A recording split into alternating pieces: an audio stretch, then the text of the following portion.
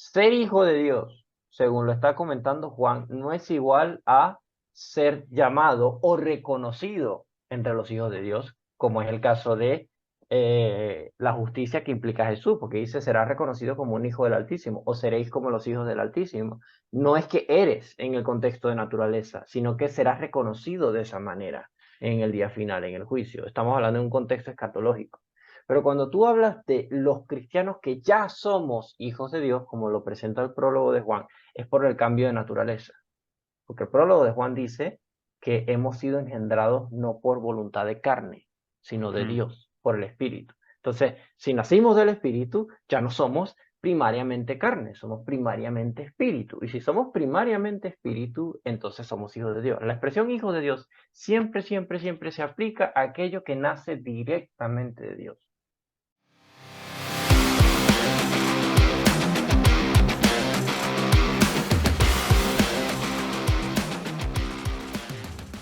No, tranquilo. A la hora de medir los libros inspirados, yo tengo, por lo menos yo, tengo el filtro de antigüedad.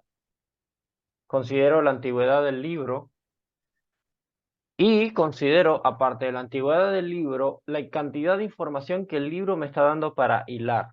¿Ok? Por ejemplo,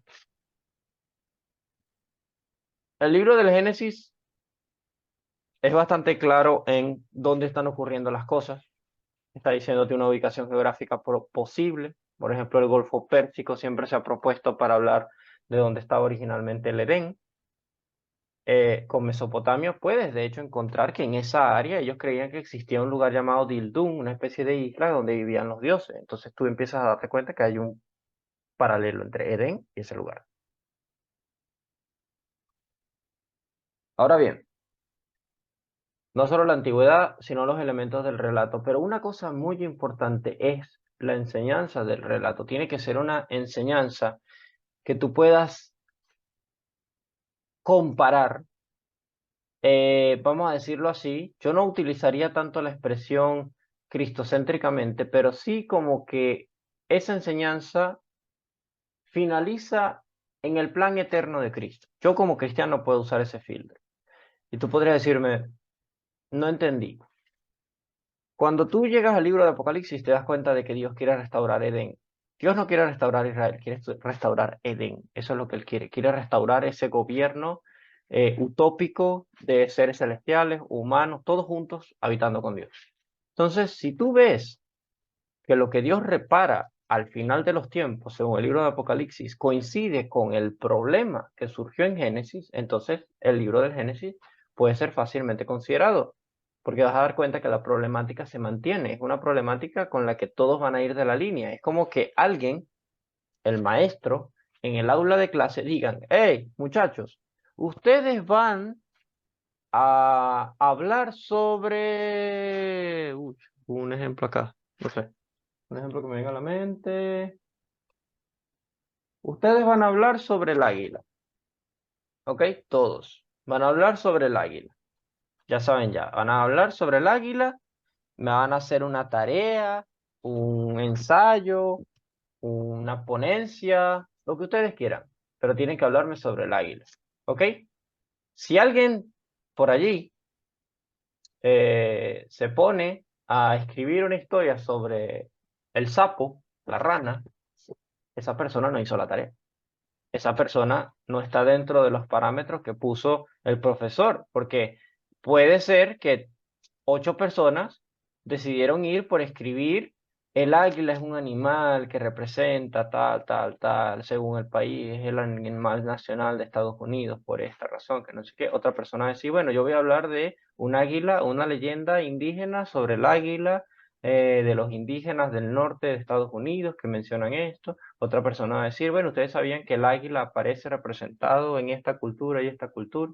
Otros consideran el águila, de hecho, una constelación en el cielo que vas a darte cuenta que todos están tomando el águila, aunque en distintos temas, muy, muy distintos entre ellos. Todavía está en esencia la tarea, todavía está en esencia la finalidad con el que el profesor, el animal que el profesor les dijo que iban a utilizar. Entonces, en el contexto bíblico, tú te das cuenta que el conflicto los elementos del conflicto, lo que Dios está tratando de transmitir en su palabra es totalmente lineal, es totalmente armónico. Y vas a encontrar con que todos los relatos de la Biblia estarán viendo el mismo problema, el mismo, y estarán viendo a Dios actuar en base a ese problema. Tú me preguntas a mí, bueno, ¿cuál es el águila según la Biblia? Para mí el águila es básicamente eh, el origen del mal que se terminó apoderando de la creación y cómo Dios buscó restaurar la creación y eliminar el mal. Ese sería para mí todo ese El contexto. Evangelio. Exacto, El el Evangelio. Evangelio. Ese es el Evangelio. El problema es que si tú me dices, como los gnósticos, sí, pero es que el origen del mal está en la carne material, está en la carne, en el hombre, en esencia, en la creación. Lo lamento mucho, pero bíblicamente el origen del mal no está ahí, de hecho. De hecho, Dios no tiene problema con la creación física, Él la creó. No, pero es que el Dios de la Biblia, el Dios de la Biblia hebrea no es nuestro Dios, ese es el demiurgo, ese es Satanás, que es algo que los gnósticos creían. Entonces ya por allá no es la misma línea. Ya tú te das cuenta que va rompiendo, la va haciendo pedazos. ¿Ok? Si yo me encuentro con un texto eh, absolutista, como por ejemplo lo consideraban los gnósticos persas, los maniqueos, donde de hecho hay una escogencia desde el principio en dos linajes, que por eso que yo choco tanto con la idea de la simiente de Set, porque plantea la idea de que la Biblia está dividida en dos linajes. Yo respeto quienes consideran que la Biblia pueda estar dividida en dos linajes. Eso es dualismo y tiene un origen persa y no necesariamente es bíblico. Pero esa idea es una idea que contradice en varios matices el concepto del Evangelio, porque el Evangelio nunca se dijo ser exclusivo para un grupo, el Evangelio es para toda la humanidad. La idea del Evangelio es toda la humanidad, ese era el foco de Dios.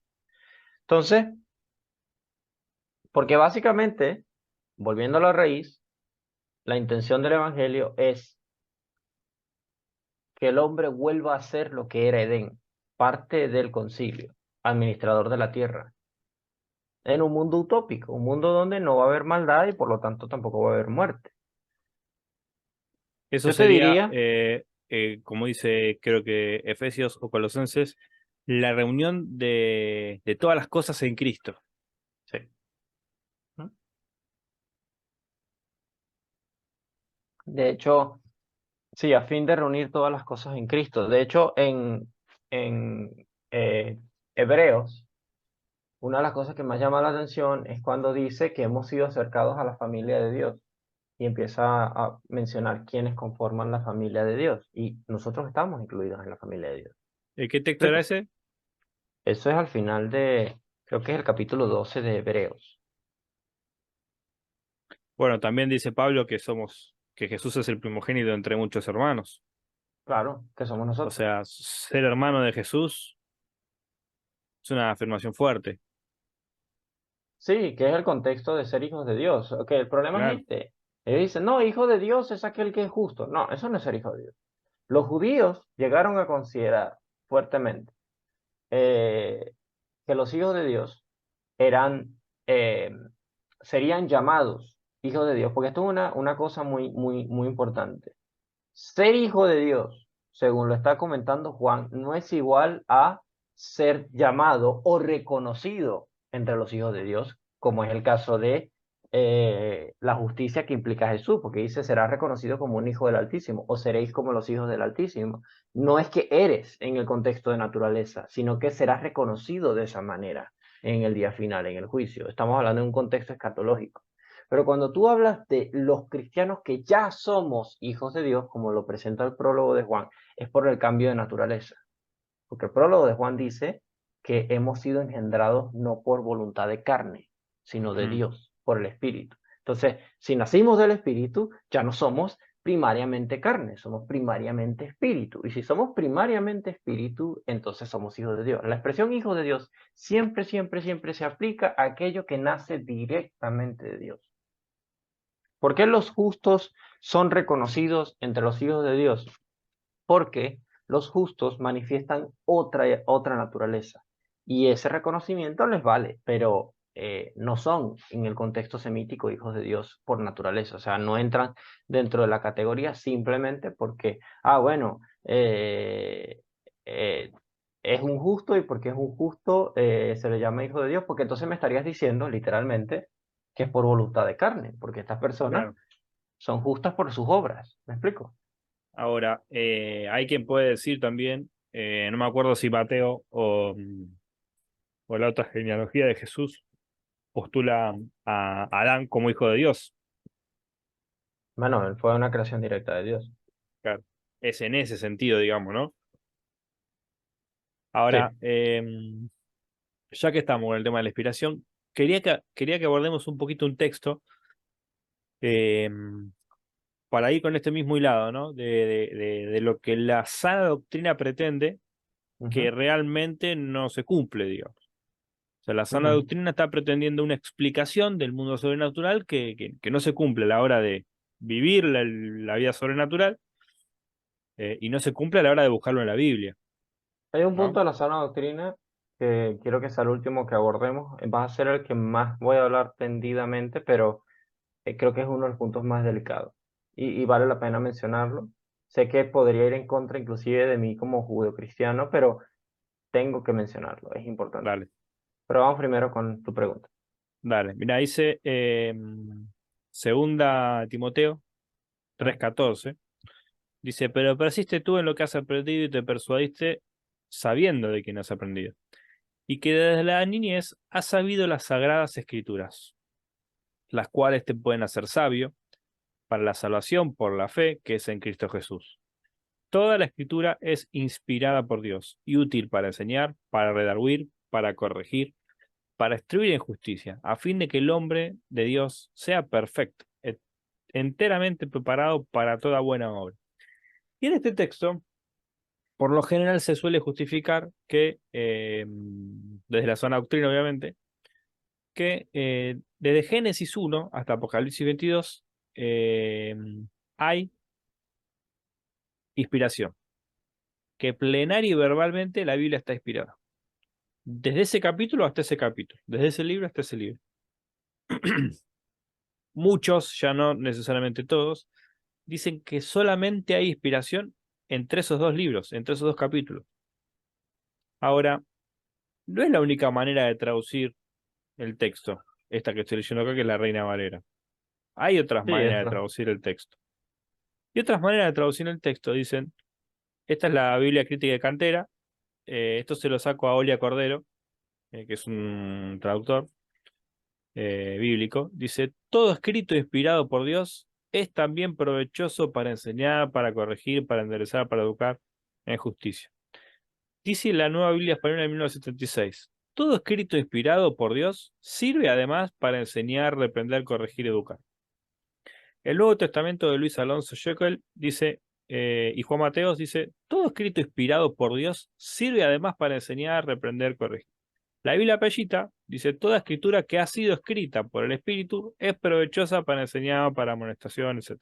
La Vulgata Latina dice, bueno, eso no te lo voy a leer porque no sé latín. La Sagrada Biblia traducida de la Vulgata Latina dice, toda escritura inspirada a Dios es propia para enseñar, para convencer. Entonces, ¿qué sale de cada una de estas traducciones en diferencia a la Reina Valera? Que la Reina Primero, Valera, no. dale, decime, Sí, bueno, que básicamente algo que no está en el griego y la Reina Valera añade, que es que dice toda la escritura, como hablando de una especie de cuerpo, pero realmente lo que dice el texto exactamente, griego es todo escrito, todo claro, escrito. De hecho, mi traducción del pasaje, hasta donde yo he podido leerlo así directamente, es eh, todo lo escrito por Dios ha sido soplado y es útil, por lo tanto, para redarguir, enseñar y educar. claro, exactamente. Entonces, lo que yo veo acá, que en el verso 15 dice, y desde la niñez ha sabido las sagradas escrituras, acá está hablando de la sagrada grafé, y tiene el artículo la en el griego, tendríamos que poner un interlineal, todo, pero bueno, sería ya más trabajo, ¿no? Sí. Eh, pero la diferencia está en cuando dice toda la escritura inspirada, no dice, no tiene el artículo, dice todo escrito inspirado, o sea, todo escrito que haya sido soplado por Dios. Entonces, está hablando como de un universal, digamos, de hipotéticamente todo aquello que Dios haya inspirado. Obviamente, en el verso 15, en el verso 14, en el verso 15, se sobreentiende que la escritura, que la Sagrada Escritura es inspirada. Eso se sobreentiende, pero no se limita, no se dice, es esta. Porque de hecho, Pues, Pablo está usando la Septuaginta en ese momento. ujú. Y de hecho, el Nuevo Testamento usa el libro de Enoch, usa otros libros para enseñar, para redaguir también, para construir su teología, para darle edificación y crecimiento a la iglesia. Entonces, todo lo que sirva para este fin que Pablo propone, que justamente pretende llevarnos a esa unidad eterna, a esa perfección eterna que vamos a tener en Cristo en el fin de los tiempos, todo lo que nos lleve y nos conduzca y nos modele para eso, va a ser inspirado por Dios, no puede no serlo. Entonces, acá no se está diciendo que, este texto no está diciendo que toda la Biblia que tenemos nosotros es inspirada. Lo que está diciendo es que todo escrito inspirado va a ser útil, nada más. Pero desde la sana doctrina se pretende limitar la inspiración a la Biblia moderna, que dicho sea de paso, no es la Biblia que ha tenido el pueblo de Dios a lo largo de la historia. Porque de hecho, el Antiguo Testamento no existe como tal en la antigüedad. O sea, ¿quién fue el primero en tener un compendio con los 27 libros del Antiguo, si tiene lo deuterocanónico, con los deuterocanónicos? ¿Quién fue el primero en tener esos libros? Ni Jeremías, y ni en el segundo templo tuvieron ese compendio de libros. De No, hecho, tuvieron compendios separados. Ya el Nuevo Testamento lo presenta como la Torá, los Ketuvim y los Nevi'im, que fueron cerrándose su canon en un proceso a lo largo del tiempo. O sea, ¿quién fue el primero? No sé quién fue, te estoy preguntando a vos, pero probablemente, recién llegando al siglo I se tuvo un Tanaj que fue traducido después al griego. Y lo mismo pasa con el Nuevo Testamento. O sea, en el siglo I, en el siglo II te diría, nadie tiene el Nuevo Testamento todavía. O sea, nadie compiló exactamente todos los libros del Nuevo Testamento. Hay destellos, hay como semillas de esas compilaciones, de esos cánones distribuidos a lo largo del continente, más o menos parecidos a los que va a ser después el Nuevo Testamento. Y ni siquiera esos compilados tienen los escritos originales, o sea, ya tienen copias de copias que probablemente tengan algunas alteraciones, ¿no? Entonces, a veces se presenta desde la sana doctrina una realidad que no es. O sea, para reafirmar ciertos valores y ciertas cuestiones que a mí me parece que más que sanar, enferman. Más sí, que transmitir vida, transmiten y no ignorancia, sino confusión. sí, Porque después, a la hora de hablar de teología, te saltan hermanos como lo que vos decís, que ya vienen con una interpretación que no es histórica, que está bien, puede ser una interpretación que haya la historia, que haya surgido en la historia, pero no es la que por lo menos los eruditos que se acercan a la Biblia con los ojos más críticos y más profundos han deducido. Y bueno, se termina creyendo en una doctrina que es más un nombre de paja que una doctrina firme y sana, digamos. Entonces, este es un problema que me parece que desde la sana doctrina hay que rever, hay que reevaluar, digamos, porque no es lo que no solamente pasa con este texto, pasa con muchos textos, por ejemplo. Primera Corintios capítulo 13, donde dice el amor nunca deja de ser, pero las profecías acabarán, cesarán las lenguas, la ciencia acabará, porque en parte conocemos y en parte profetizamos, más cuando venga lo perfecto, entonces lo que es en parte se acabará. Cuando yo era niño hablaba como niño, pensaba como niño, juzgaba como niño, bueno, ya la conocemos el texto. sí, Pero muchos han dicho que esto es el canon, que acá Pablo está hablando del canon, cuando venga lo perfecto es el canon. O sea, a mí me parece que es como no solamente un anacronismo, sino una locura interpretar así. Sí, sí, Porque es que evidentemente Pablo está hablando del estado eterno, de la perfección a la que vamos a llegar cuando todo quede sujetado a Cristo. O sea, yo cuando me sujeto a Cristo empiezo a vivenciar esa perfección paulatinamente, en un proceso, en una santificación, digamos, progresiva. Y por tanto, la teología en algún punto también es una progresión de conocimiento. No sí. vamos a tener la verdad teológica, la verdad de Dios de una. Es algo que estamos construyendo como se construye todo conocimiento. Eh, bueno, hay mucho para decir, digamos, pero creo que desde lo que se postula como sana doctrina hay mucho para reevaluar, mucho para ver, diría, suena fuerte, ¿no? Pero mucho adoctrinamiento hay también en ese sentido. A eso quiero llegar justamente al último punto, como para que vayamos cerrando y porque de verdad Dale. este punto me parece muy relevante. Hay algo que hace mucho estos de sana doctrina o pseudo sana doctrina, que es cristianizar conceptos. Y el problema de cristianizar conceptos, y aquí es donde te digo que me estaría lanzando piedras a mi propio tejado, pero es que, de hecho, en palabras del mismo doctor Michael Heiser, que era cristiano, eh, no todo en la Biblia hebrea, sobre todo en la Biblia hebrea, podríamos decir, en el Nuevo Testamento es evidente que sí, pero no todo en la Biblia hebrea apunta a Cristo. No todo tiene que cristianizarse. ¿Por qué esto es importante? Una discusión que teníamos en las clases del diplomado del Concilio Divino y que yo tuve que ser bastante firme en esto, siendo cristiano, que esa es la parte que la gente tiene que entender, es que, hermano, no me puedes leer todo en el libro del Génesis con Cristo.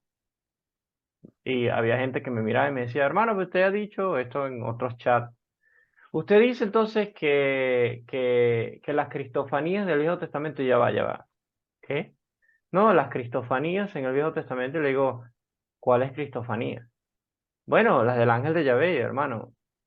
Eso no es una cristofanía, eso es una teofanía. ¿Cómo que? Pero son Cristo. No, no son Cristo, eso es anacrónico. Cristo no había nacido. ¿Pero usted cree que Jesús es eterno? Claro que sí. Pero me está diciendo entonces que no está ahí. No. Una cosa es Cristo con el concepto neotestamentario de el ungido Hijo de Dios, el término Christos, el ungido, Jesús de Nazaret. Ese hombre no existía en el Viejo Testamento. ¿Me explico? En el Viejo Testamento está la esencia eterna del Logos, por ejemplo. Está la esencia eterna de Dios, que se va a materializar en el Nuevo Testamento bajo otro nombre, bajo otra identidad, eso es otra cosa, pero no me puedes leer el Viejo Testamento desde el ángulo cristiano. Al contrario, léeme el Viejo Testamento desde el ángulo hebreo y luego mira qué entendieron los judeocristianos de eso.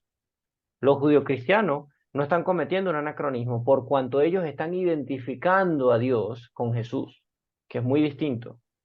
Ellos en el Nuevo Testamento tienen derecho a reinterpretar las teofanías y decir que eran Jesús, porque ellos están identificando a Jesús con esa entidad, pero no están diciendo que Yahvé categóricamente es Cristo. Yo diría, como siempre he dicho, Cristo es Yahvé. Entonces la gente pelea conmigo en que estoy tratando de indicar. Es simple. La entidad del Viejo Testamento, que es Yahvé, en el Nuevo Testamento es Cristo. Ahora, no voy a voltear, no voy a voltear la interpretación. Porque salen y me dicen, bueno, pero entonces cuando Dios dice en Génesis 1:26, hagamos al hombre, ¿está hablando con Cristo? No, está hablando con los seres celestiales, con el concilio divino. No, no, no, pero ya va, ¿cómo es eso? ¿Ellos acaso crean? Es que ellos no están creando, hermano. Ahí dice hagamos, sí, está hablando en conjunto, vamos, descendamos, hagamos, ¿quién irá por nosotros? Es como uno de nosotros. Pero ¿quién es el que está creando? No dice, y crearon los Elohim al hombre a su imagen y semejanza. Dice, creó Dios al hombre a su imagen y semejanza. Que Dios consulte o comente lo que va a hacer no significa que ellos van a hacer con él. Él está haciendo solo. Simplemente los toma en cuenta. Tampoco veo problema en que Dios diga vamos a hacer tal cosa y que lo manda a hacer. Exacto. El detalle está en que la gente va porque yo les explicaba y ayer les señalé con varios padres de la iglesia. Son los padres de la iglesia los que dicen que ahí él está hablando con el hijo. Que no tengo ningún problema en pensar que entre el concilio estaba el hijo incluido. No tengo ningún problema en pensar eso, pero no es en primera instancia lo que el texto está diciendo. Ese es el problema. El problema de cristianizar el texto es lo mismo. Sale una persona y dice, bueno, el pecado de la simiente de Seth fue mezclarse con las hijas de Caín, y era algo que yo colocaba en mi artículo. ¿En qué momento la Biblia tiene problemas con los matrimonios mixtos? Bueno, en el Nuevo Testamento dice, no te casarás con yugo desigual. Hermano, sáqueme el Nuevo Testamento, no tiene nada que ver aquí. Nada que ver aquí. ¿Qué tiene que ver eso con eso? Bueno, que es un yugo desigual, pero no, no tiene nada que ver el Nuevo Testamento aquí en este pasaje. El Nuevo Testamento, cuando ha querido abordar este pasaje, lo ha hecho tajantemente. Pedro en segunda de Pedro lo aclara, él habla de los ángeles que pecaron, Judas también. Ellos están obviamente citando el texto, pero lo están citando de acuerdo a lo que ellos obviamente saben que significa el texto, no le están metiendo otro enfoque. Mm. Entonces, tú te das cuenta de que estos de sana doctrina tienen que cristianizar el texto porque ya que quieren sacarle el aspecto sobrenatural al texto a conveniencia y quieren legitimizar su doctrina, necesitan ganarse el apoyo de la audiencia o del cristianismo, haciendo que el cristianismo sienta que ellos son sana doctrina porque son cristocéntricos. Porque ese es el problema. Yo sé que la intención de hacer esto es cristocentrizar el texto bíblico y de esa manera entonces, no, es que eso está apoyado por el Espíritu Santo porque apunta a Cristo. No, hermano. El Espíritu Santo también inspiró muchos pasajes de violencia sexual en el Antiguo Testamento y no estaba apuntando a Cristo. O sea, ¿qué quiere que te diga? O sea, no mezclemos una cosa con la otra. Una cosa es lo que los intérpretes del Nuevo Testamento vieron allí, tomando en cuenta lo que el Viejo Testamento dice, tal cual lo dice, y otra cosa es, por ejemplo, el Nuevo Testamento piensa que la sabiduría de Proverbios 8 es Cristo, mas ellos extienden esa teología utilizando el libro de sabiduría de Salomón, chocando con algunos postulados que hace el libro de Jesús Ben Sirá, eclesiástico, sabiduría de Ben Sirá. Y no pasa nada, no pasa nada, están dialogando las teologías con respecto a quién es la sabiduría. Algunos van a decir que es una diosa, otros van a decir que es un dios, otros van a decir que es la Torá, como algunos llegaron a sugerir que se trataba de la Torá. De hecho, una parte del judaísmo también pensó en Génesis 1:26 que Dios estaba hablando con la Torá. Entonces, muchas posturas hay al respecto. El detalle está en qué es lo que primero dice el texto, sin cristianizarlo, y luego entonces sí podemos ver qué pensaba el Nuevo Testamento al respecto. Porque Mm. fíjate que el Nuevo Testamento, dentro de todo, que el Nuevo Testamento, su foco principal es Cristo, no cristianiza la Biblia hebrea, que ese es el problema. Te me echo algo ahí, mirá. Por ahí Dime. no necesariamente concuerdes, digamos, con lo que digo, ¿no? No Sí, sí, necesariamente tenemos que tranquilo. estar de acuerdo en todo. Pero lo que yo veo respecto al mundo espiritual en derredor de este tema que vos Ujú. venís diciendo, que, por ejemplo, hay como una especie de intención en el mundo griego de la filosofía, por ejemplo, en vincular, obviamente, los dioses con los valores, los dioses con la cultura, con ciertas experiencias humanas. Y de alguna manera, en el judaísmo o en la religión de Medio Oriente, también estos ángeles o dioses también están relacionados con ciertas tareas, digamos. Por ahí en el caso de las pasiones menos éticas, eh, podemos relacionarnos con los dioses, con los ángeles que cayeron, digamos, los dioses que cayeron. Eh, eh, pero hay como un paralelismo, ¿no? En cierto sentido. Y este intento del hombre, digamos, creyente, del hombre espiritual, por tratar de comprender ese mundo que no está al alcance de los sentidos, pero al que se ingresa por la razón, por la reflexión, por el espíritu, em, hace unos ejercicios este hombre, por ejemplo, el ejercicio tipológico, que vos en algún punto, sin nombrar la palabra tipología, mencionás, ¿no? Y, por ejemplo, va a suceder que el libro de Hebreos va a terminar hablando de Salomón como una figura del Hijo de Dios, del Hijo unigénito de Dios, de Jesús. Es decir, tú eres mi hijo, yo te he engendrado hoy.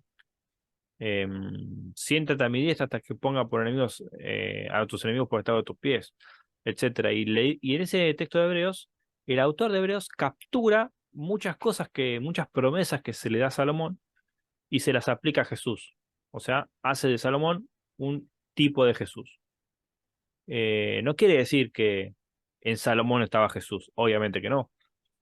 Eh, pero hay como una especie de tipo. Ahora, el autor toma lo que le parece, toma lo que le conviene, toma lo positivo y lo ética y moralmente aceptable de Salomón, porque hay cosas que no toma. Y de hecho hay promesas de Dios que no toma, porque también en ese mismo pasaje, Dios hablando con Salomón le dice que si vos no haces estas cosas te va a ir mal y te voy a castigar, le dice. ¿Entendés? Esa parte no la retoma el autor de Hebreos. Claro, Y respecto a lo que vos decís de las violaciones en el Antiguo Testamento, etcétera, hay una figura en el Antiguo Testamento que la que generalmente se suele citar, digamos, en cantares, donde hay una relación de intimidad, una relación sexual también, porque la relación entre el hombre y la mujer es una relación sexual, es así, porque somos sexos opuestos que se complementan. Eh, pero hay una figura del esposo y la esposa, de la mujer y el hombre. No sé si el hombre y su amante también en algún punto. eh, en Cantares que se retoma para la iglesia, ¿no? Que no necesariamente el autor de Cantares está pensando esto va a ser un tipo de la iglesia, pero sí puede llegar a ser que pueda sobreentenderse que o relacionarse el pueblo de Dios con Dios. Ahora, si yo voy al Antiguo Testamento y tomo los pasajes de las violaciones, y supongamos que soy un calvinista, de esos que niegan la libertad humana. Puedo hacer un tipo tranquilamente, un tipo y antitipo, en el que una violación, o sea, la de Tamar, por ejemplo, sea un tipo de la relación de la iglesia de la iglesia con Dios. Porque para el calvinista, para el hipercalvinista más acérrimo, no tiene voluntad el hombre de elección respecto a Dios. Entonces hay una violación de parte de Dios a la voluntad humana, para claro, regenerarlo, para darle una nueva vida, etcétera. Entonces, tranquilamente puedo agarrar esa tipología y decir, para mí es una figura errada, ¿no? Estoy haciendo un análisis irónico, digamos. Tranquilamente puedo agarrar y decir, esta es la figura, otra figura posible como la de Cantares. Pero no, para mí no es así porque Dios es un Señor y Dios valora nuestra libertad. claro, Y no va a violentar nuestra libertad para que nosotros decidamos buscarle. Entonces, este tema de los antitipos, de los tipos, de la comprensión del Antiguo Testamento a la luz de comprensiones más modernas o más contemporáneas del texto, eh, ¿cómo se llama? Me perdí ahí. Por ejemplo, para decir, eh, el Adán es figura de Cristo. Viste que Pablo hace esa analogía. Adán es Jesús es el segundo Adán, el postrer. el El postrer segundo Adán, Adán es, perdóname. el segundo Claro. Adán es Noé. Lo sé. Pero en Génesis, cuando los redactores hablan de Adán, o sea, los redactores no conocieron a Adán, no sabían quién era Adán. Es como una especie, desde mi punto de vista, vos después me podés, si querés dar tu opinión, corregir lo que quieras. Adán es como una hipótesis teológica, como una cuasi hipótesis científica también de un posible primer hombre que haya existido y que haya pecado. Eh, Esta primera rebelión, digamos, o segunda, no sé cómo la postulas vos. Eh, entonces, esto de la comprensión o la resignificación de la lectura anterior es válida en cierto punto, pero tiene que ser dinámica, no puede ser sólida. O sea, no puedo decir que Jesús era Adán, no puedo decir que el ángel de Yahvé era Jesús. o Cristo. No puedo decir que estrictamente que Yahvé era Jesús. Y también lo puedo decir, porque Pablo lo dice. Adán es una figura. Yahvé es una figura. O sea, son comprensiones literarias que arrojan luz sobre el mundo espiritual. Pero no quiere decir que una cosa es igual a otra todo el tiempo. Tal cual, tal cual. De hecho, eh, hay una, dame un segundo, hay una duda, se te cerró, ok, cerraste el micrófono. Hay una duda que, que hace tiempo me había hecho un alumno en el diplomado del rollo de las batallas de Yahvé y la guerra espiritual, que tenía que ver con qué hizo Jesús después de muerto, porque hubo una clase que fue el descenso a los inframundos. De hecho, eso es una clase que yo tengo en el módulo 2 de ese diplomado. Y tuvimos un choque, el hermano y yo tuvimos un choque durante un buen rato sobre si Jesús fue o no fue al inframundo. Lo interesante es que me di cuenta rápidamente que él estaba respondiendo a un tipo de doctrina calvinista, porque de hecho él reconoce abiertamente ser calvinista, pero además de eso él repetía los comentarios de algunos autores protestantes que llegaron al punto de decir, fíjate esto, y ahí era donde yo veía el gran problema de su tesis. No, bueno, ese pasaje en Primera de Pedro donde dice que Jesús muerto en la carne pero vivificado en el espíritu fue y proclamó a los espíritus encarcelados, aquellos que desobedecieron cuando la paciencia de Dios esperaba en los tiempos de Noé. Yo tengo la fuerte hipótesis de que esos seres de allá, esos espíritus, son los vigilantes. Otros dicen que no, que se trata de almas en pena, que están allí. Bueno, si bien son vigilantes o humanos, lo que es bastante obvio es que son seres en el inframundo. O sea, eso sucede en el inframundo, esos acontecimientos. Y hay mucha evidencia de que es así.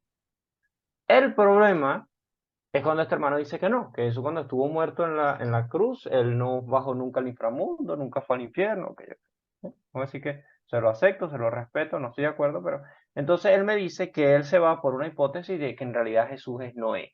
Y yo lo miro y le digo, ¿cómo que la hipótesis de que Jesús es Noé? Sí, de hecho, cuando dice que él fue en espíritu y proclamó a los espíritus encarcelados, es que esos espíritus encarcelados, cuando estaban vivos, recibieron el evangelio a través de Noé, mientras estuvieron vivos, y Noé les estuvo proclamando. Y dice que esa proclamación y esa predicación, el espíritu que estaba dentro de Noé era el espíritu de Cristo. Mira, yo me quedé así, como una hipótesis interesante, no lo puedo negar, es interesante, pero no tiene ningún tipo de rastreo exegético, porque no es lo que está diciendo el texto. El texto no está diciendo Jesús muerto en la carne, pero vivificado hace miles de años fue y en espíritu habló a través de Noé, pues sabemos que lo pudo haber dicho el autor sin ningún problema. Eso no había pelos en la lengua. El problema es que no es lo que dice el texto. El texto no está diciendo eso, está hablando de Jesús estando muerto, porque es lo que dice, muerto en la carne y vivificado en el espíritu, en el cual, no dice, y muerto y vivificado en el espíritu, en cuya forma espiritual hace años predicó a través de Noé. No dice eso, dice, muerto en la carne, vivificado en el espíritu, en el cual, es decir, en el espíritu, en el cual fue y proclamó a los espíritus encarcelados actualmente. Eso es lo que dice Diego, actualmente encarcelados. Entonces, Mm. Que aparte es parte del credo apostólico antiguo, del símbolo de los apóstoles, esa afirmación. claro que Jesús descendió a los infiernos, eso está ahí en el credo de los apóstoles. Pero él decía que no sé qué, él me mandó un artículo y yo leí todo el artículo. El problema es que el artículo no tiene base. O sea, el artículo sostiene lo mismo de Noé, pero es una explicación tratando de sacarle un aspecto importante al texto, porque simplemente no coincide con él. Pero tú te das cuenta rápidamente que esa línea, no, o sea, una de las cosas que más rápido te das cuenta, aparte de que esa línea no tiene peso exegético, porque no lo tiene, es que la línea está tratando de cristianizar un personaje que no tiene nada que ver con Cristo ahí.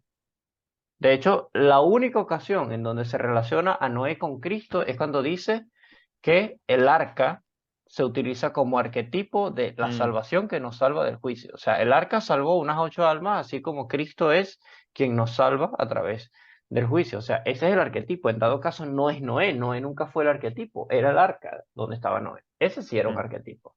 Por una cuestión simple de objeto, porque ya había Sí, habido sí. otra arca. Igual podés usarlo como arquetipo, ¿no es? Si querés, no hay ningún problema tampoco.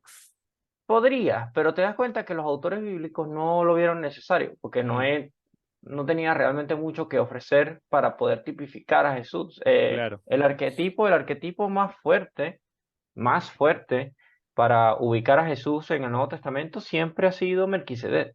Siempre, es el más fuerte por una serie de características. Pero, y aún así, nunca se cristianizó a Melquisedec. Nunca fue que se dijo literalmente Melquisedec y Jesús son el mismo. No, te concluyen que tienen mucho en común como para ser el uno respuesta del otro.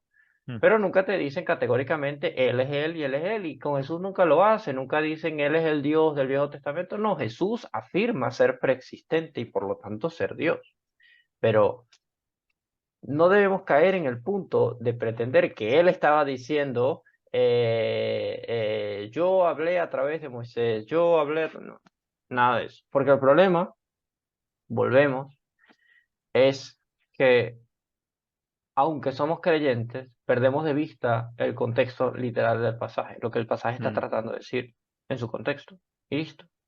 Y esta gente tiene que hacer eso constantemente porque de esa manera respaldan de alguna forma que su doctrina es más aprobada por el Espíritu Santo porque ellos tienen la extraña idea de que el Espíritu Santo no es realmente un intérprete, sino que el Espíritu Santo te lleva a Cristo. Y en vez de llevarte a Cristo a través del Evangelio, no, te tiene que llevar a Cristo en que todo lo que tú veas, un árbol, este árbol es Cristo. Que como lo llegué a escuchar una vez y yo me molesté mucho en un grupo. No, que el árbol de la vida, porque el árbol de la vida representa a Cristo. En ningún lado de la Biblia se dice que el árbol de la vida representa a Cristo. Mm, ¿Ok? Se vincula a Cristo con el árbol de la vida porque los dos tienen en común que dan inmortalidad, que dan eternidad. claro. Esa es la diferencia. Pero en ningún momento la Biblia dice Jesús es el árbol de la vida, ¿no? El árbol de Mm, la vida es un árbol. Tanto en Apocalipsis como en Génesis es un tal árbol cual. que luego se pueda vincular en cuanto al significado del árbol, a eso es otra cosa. Se está tomando al árbol como un arquetipo, pero el árbol es un Mm, árbol. Ese es el problema. claro. Bueno, escuchame, Jesús. Bueno, tengo que cerrar acá. No sé si querés dar unas palabras finales, algo para aterrizar, digamos, esta charla. De verdad que yo quiero concluir y aclarar que este es un tema que podríamos hablar un muy buen rato en distintos aspectos. O sea, nosotros estamos aquí, abuelo de pájaro, conversando. Pero la realidad es que este tema de este tipo de enseñanza de sana doctrina, pseudo sana doctrina, no le está haciendo bien al cristianismo. Desde hace rato no le está haciendo bien. O sea, mucha gente se agarra de que esta persona es cristocéntrica, entonces es de sana doctrina. Esta persona no pide diezmo, entonces es de sana doctrina. Esta persona no se declara apóstol. No, aunque no se llame apóstol, aunque no pida diezmo, aunque no haga muchas cosas que yo también no estoy de acuerdo, no significa que te esté enseñando correctamente la Biblia. La Biblia hay que entenderla como ella es, como ella es. Y luego, entonces, fácilmente podemos, tú bien lo dijiste, bueno, podríamos tomar a Noé como arquetipo de Cristo, sí, pero eso lo hacemos nosotros, no lo hacemos dogma. Ese es el detalle, ese es el problema. No le estamos diciendo a la gente, usted tiene que interpretarlo como nosotros. No, sepan que muchísimos postulados de la sana doctrina son opiniones de pastores y predicadores a teólogos opinando sobre otros teólogos. Ninguno de ellos es exégeta, no están Mm, sacando exégesis de nada. Ese es el tal gran cual. problema. ¿Ok? Bueno, Pues bueno, bueno, Jesús. La verdad que estuvo bueno. Creo que de acá podemos saltar a un futuro podcast sobre no solamente interpretación, sino traducción de la Biblia, ¿no? sí, de traducción de la Traducciones, Biblia hay. traducciones de la Biblia. Creo que es Yo un tengo tema que una en tiene que ver mente que, mucho con esto. traducciones dogmáticas, eso pasa y valdría la pena en un futuro podcast traer eso acá a la palestra. Así que nada, gracias Dale, Jonathan papá. por tu A tiempo. vos, a vos, a vos. Vamos hablando. Paz de Dios. Claro que sí. Bendiciones. Amén. Chau, chau. Bendiciones.